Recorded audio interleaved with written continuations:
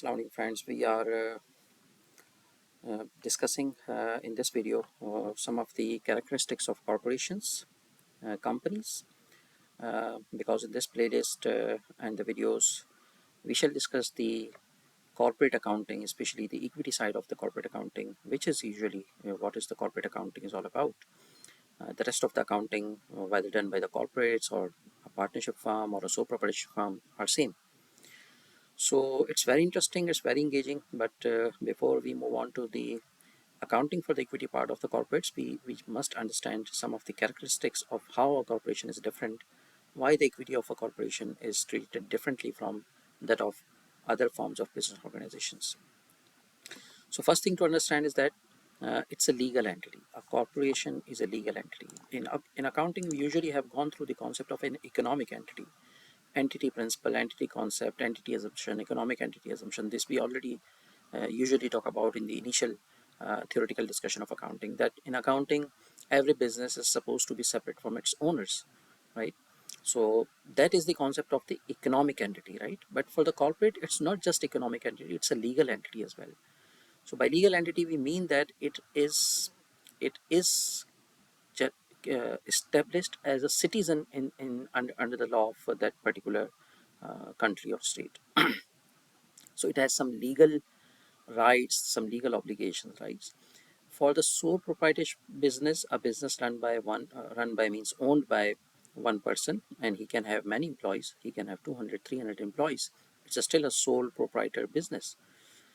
A partnership business can have two partners, three partners, can have as many as 7, 8, 10, 12 partners, right? And they can have many employees, right? Maybe 1,000 employees.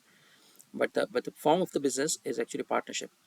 So these are not legal entities. What do we mean by legal entities? That if somehow that partnership firm or the sole proprietorship firm, the business has to be presented in the court of law, the business will not be presented, right?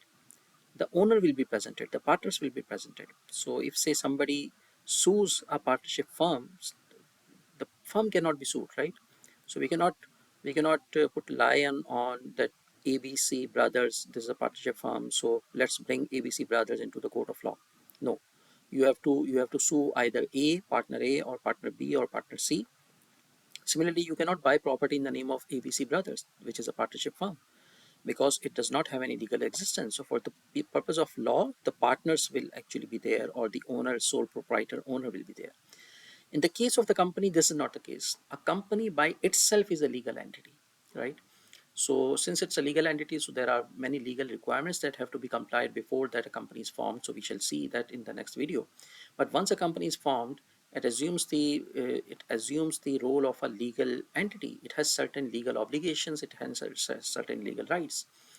So if somebody has to do something, has to sue, for example, PNG, for example, if PNG is a company, then the person, not the PNG shareholders, who are in theoretical sense, the shareholders are the partners, they will not be sued, the company will be sued.